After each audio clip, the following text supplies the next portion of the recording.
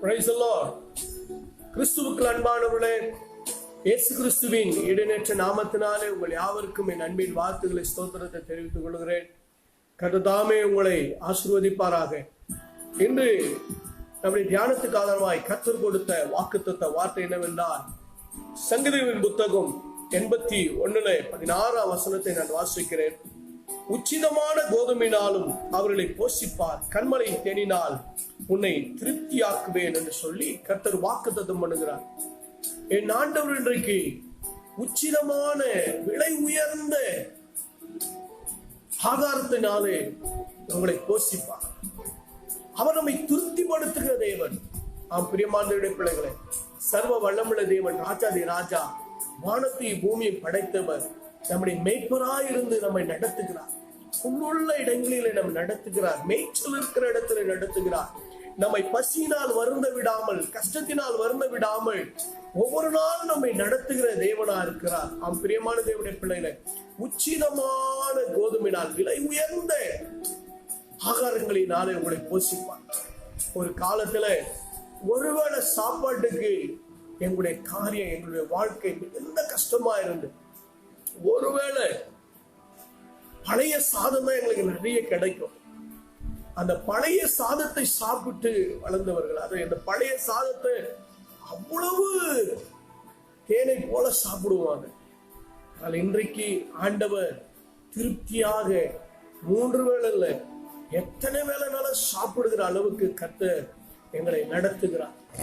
பிரியமான தேவனுடைய பிள்ளைகளே, அதுதான் நீதிமொழிகள்ல எழுதும் பொழுது அவர் மிக அழகா எழுதுகிறார்.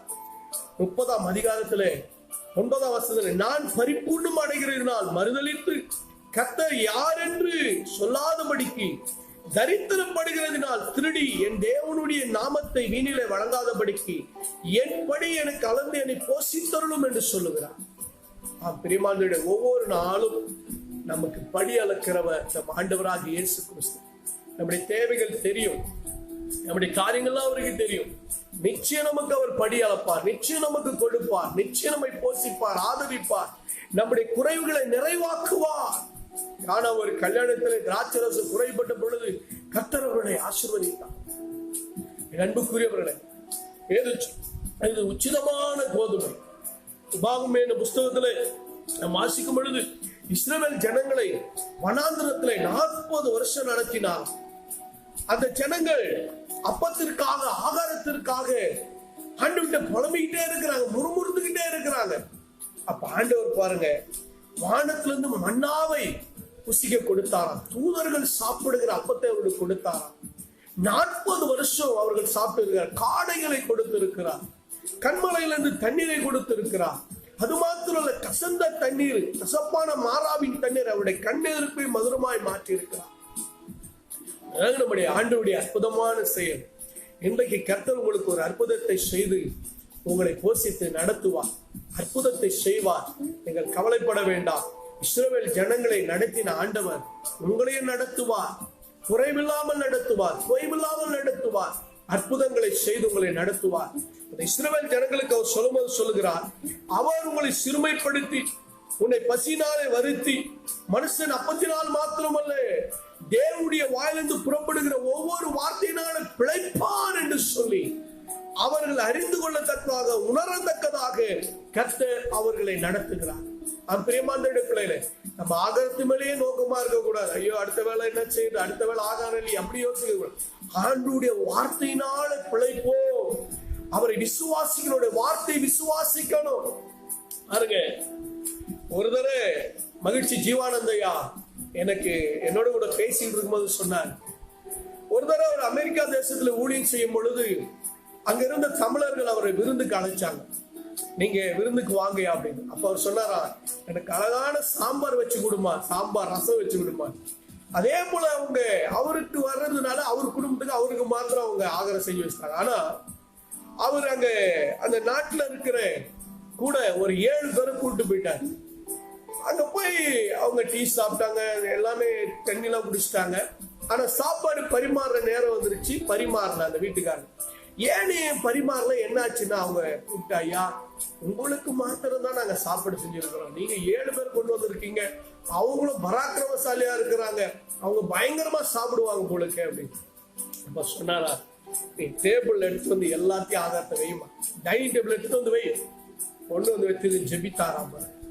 என் அன்புக்குரியவர்களே, அங்க வைக்கப்பட்ட பொருள்கள் சாதம், அதே போல ரசம், சாம்பார் மற்றும் எல்லா வகையான பொருட்களும் அவர் ஜோம் பண்ணி நீ பகிர்ந்து கொடுன்னு அந்த பொருட்கள் எல்லாமே செய்யப்பட்ட எல்லா ஆகாரமும் எடுக்க எடுக்க எடுக்க எடுக்க வந்துகிட்டே இருந்தான் பாருங்க. ஹல்லேலூயா.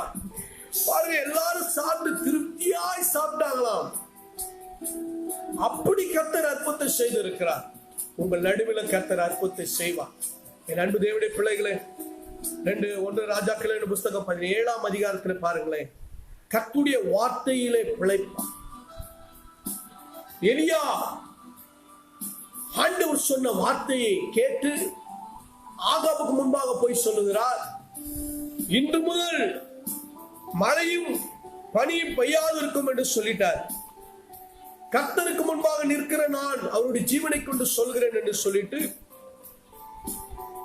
அவரு சொல்லிட்டாரு. மழை ஆண்டவர் சொன்ன மழை நின்றுச்சு, பனி நின்றுச்சு, எதுவுமே பெய்யல. பின்பு கர்த்தருடைய வார்த்தை அவனுக்கு உண்டாகி, அவர் இவ்விடமிட்டு நீ கீழ் திசை நோக்கி போய் யோர்தானுக்கு நேராக கேரித் ஆற்றனிலே ஒளிந்து கொண்டிரு, அந்த ஆற்றின் தண்ணீரை குடிப்பாய், அங்கே உன்னை போஷிக்க கிளவனிங்க, அங்கே உன்னை போஷிக்க மனிதன் வருவார்கள், இல்ல ராஜாவின் ஆட்கள் வருவார்கள், இல்ல உன்னுடைய சேவகர்கள் வருவார்கள், பணி செய்கிறவர்கள், உனக்கு டெய்லி ஒருத்தரை நான் சாப்பாடுக்கு உன்னை ஆள் அனுப்புவோம்பான்னு ஆண்டவர் சொல்லல. இங்க ஒரு வித்தியாசமான காரியம் நடக்கிறது. ஆண்டவர் செய்கிற ஒரு அற்புத செயல், உன்னை போஷிக்க காகங்களுக்கு கட்டளையிடுவேன் என்றார். அவன் போய் கர்த்தருடைய வார்த்தையின்படியே யோர்தானுக்கு நேராயிருக்கிற கேரித் ஆற்றிலே தங்கி இருந்தான். பாருங்க, ஆண்டவர் சொன்ன வார்த்தையின்படியே எலியா போய் தங்கி இருக்கிறாருங்க. என்ன ஒரு ஆச்சரியமான விசுவாசம், என்ன ஒரு அற்புதமான விசுவாசம் பாருங்க. ஆண்டவருடைய சொல் கேட்டு அவருடைய வார்த்தை கேட்டு செய்கிறபடினாலே ஆண்டவர் கேரித் ஆற்றங்கரை தண்ணீரை அவர் குடிக்கிறது கர்த்தர் அற்புதம் செய்யறாரு. காகங்கள் அவருக்கு பாருங்க, காகங்கள் அவனுக்கு விடியற் காலத்துல அப்பமும் இறைச்சியும் சாயங்காலத்துல அப்பமும் இறைச்சியும் கொண்டு வந்தது. தாகத்துக்கு அந்த ஆற்றின் தண்ணீரை குடித்தான் என்று சொல்லப்பட்டது. அன்புக்குரியவர்களே, எலியா தீர்க்கதரிசியை கொண்டு கர்த்தர் எவ்வளவு அற்புதமான ஒரு மகிமையான ஒரு காரியத்தை நமக்கு வெளிப்படுத்தி இருக்கிறார், செய்திருக்கிறார். ஆண்டவர் கவலைப்படாதிருங்கள், கர்த்தர் பெரிய அற்புதங்களை செய்ய வல்லவர். காகத்தை கொண்டு உங்களை போஷிக்க வல்லவர். நிச்சயம் அற்புதம் செய்வார், ஒரு அதிசயத்தை செய்வார். சோர்ந்து போகாதீங்க. பிரியமான தேவனுடைய பிள்ளைகளை, காகம் அப்பம் கொண்டு வருமா, காகம் இறைச்சி கொண்டு வருமா, ஆனா கொண்டு வருது, அதுதான் தேவனுடைய செயல். கர்த்தர் சொல்ல ஆகும், அவர் கட்டளையிட நிற்கும். அவர் சொன்ன அற்புதம் நடக்குங்க. உங்களுடைய வாழ்க்கையில கர்த்தர் உங்களை திருப்தியாய் நடத்த போகிறார். குடும்ப வாழ்க்கையில, உங்களுடைய வேலையில, எல்லாவற்றிலும் கர்த்தர் போஷிக்க போறார். ஐயோ இதுக்கு பணம் கட்டுமே, அதுக்கு பணம் கட்டுமே, இது தேவை, அந்த தேவை, எல்லாத்தையும் கர்த்தர் போஷிக்க போறாருங்க. கவலைப்படாதீங்க, ஆண்டவர் நிச்சயம் நடத்துவார். உங்களை நிச்சயம் கைவிட மாட்டார். உங்களுடைய தேவைகளை அப்பொழுது சந்திப்பார். அதோட முடிஞ்சுதா, அடுத்து ஆற்று தண்ணீர் வற்றி போயிட்டு சாரிபாத் ஊருக்கு போக சொன்னார். அங்க போனா விதவை 2 விறகு பொறுக்கிட்டு இருக்கிறாங்க. ஏன்னா கொஞ்சம் ஒரு பிடி மாவு கொஞ்சம் எண்ணெய் இருக்கு, அதை சுட்டு அந்த அம்மா மான சாப்பிட்டு சாக போறாங்க. பாருங்க, அந்த இடத்துக்கு ஆண்டவர் அனுப்புறார். ஆண்டவர் சொன்னாருன்னு சொல்லிட்டு அவரு விசுவாசத்துல நடக்க ஆரம்பிச்சுட்டாரு. அதுதாங்க தேவனுடைய வார்த்தையினால நம்ம பிழைப்பங்க, போஷிக்கப்படுவோங்க. ஆண்டவர் சொன்ன உடனே கீழ்ப்படிந்து நம்ம செய்யணும். எலியா போறாங்க, ஒரு பிடி மாவு தான், அதுல சுட்டு ஒரு சின்ன அடையை எனக்கு கொண்டு வான்னு சொல்றாரு. அந்த அம்மா கீழ்ப்படிஞ்சு கொண்டு வர்றாங்க. பாருங்க, எலியாவுக்குள்ள இருந்த விசுவாசம், தேவன் மேல் வைத்த நம்பிக்கை. இந்த சாரிபாத் விதவை தேவனுடைய ஊழியக்காரன் சொன்ன வார்த்தையை நம்பி, தேவன் மேல் வைத்த நம்பிக்கை நம்பி அவள் போய் அப்பத்தை சுட்டு எலியாவுக்கு கொண்டு வந்து கொடுக்குறாங்க. பாருங்க, கர்த்தர் எலியாவை கொண்டு சொன்ன வார்த்தையின்படி பானையிலே மா செலவழிந்து போகவும் இல்லை, கலசத்தில் எண்ணெய் குறைந்து போகவும் இல்லை. அவளும் அவருடைய வீட்டாரும் அவருடைய உறவினர்கள் எல்லாருமே நினைச்சுதானா பஞ்சம் முடிகிற வரைக்கும் சாப்பிட்டுட்டே இருந்தாங்களாம் பாருங்க. அப்படி அற்புதங்க.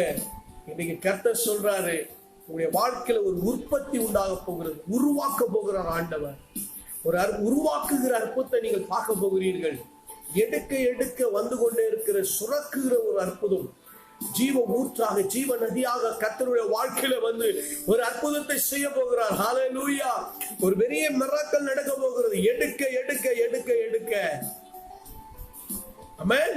கர்த்தர் ஒரு அற்புதத்தை செய்து உங்களை உயர்த்துவார், மேன்மைப்படுத்துவார். ஹல்லேலூயா. பாருங்க, ஏசாயாவுல ஒரு வசனம் சொல்லப்பட்டிருக்கிறது. ஏசாயா 58 அதிகாரத்துல 13-14 வசனத்துல பாருங்க, ஆண்டவர் சொல்றாரு பாருங்களேன், என் பரிசுத்த நாளாகி ஓய்வினாலே உனக்கு இஷ்டமானதை செய்யாதபடிக்கு உன் காலை விலக்கி உன் வழிகளின்படி நடவாமல் உனக்கு இஷ்டமானதை செய்யாமல் உன் சொந்த பேச்சை பேசாமல் இருந்து ஓய்வு நாளை மனமகிழ்ச்சி நாள் என்று நாளென்றும் கர்த்தருடைய பரிசுத்த நாளை மகிமை உள்ள நாள் என்று சொல்லி அதை மகிமையாக எண்ணுவாயாக. அப்பொழுது கர்த்தரில் மனமகிழ்ச்சியாய் இருப்பாய். பூமியில் உயர்ந்த இடங்களில் ஏறி இருக்கும்படி பண்ணி உன் தகப்பனாகிய யாக்கோப்புடைய சுதந்திரத்தால் உன்னை போஷிப்பேன். கர்த்தருடைய வாய் இதை சொல்லிற்று. கர்த்தருடைய நாளை அசட்டை பண்ணாதீங்க. அவருடைய பரிசுத்த நாளை மகிமை நாளாக எண்ணி நீங்கள் தேவனை ஆராதிங்க. குடும்பமாக தேவனுடைய சபைக்கு போய் ஆராதிங்க. நீங்கள் ஆராதிக்கும் பொழுது, தேவனை தேடும் பொழுது, அவரை மகிமைப்படுத்தும் பொழுது, அவரை கனப்படுத்தும் பொழுது கர்த்தர் உங்களை போஷிப்பார். முதலாவது, கர்த்தருடைய வார்த்தைக்கு கீழ்ப்படியும் பொழுது அவர் நம்மை போஷிப்பார். இரண்டாவது, அவர் சொல்லுகிறபடி செய்யும் பொழுது கர்த்தர் நம்மை போஷிப்பார்.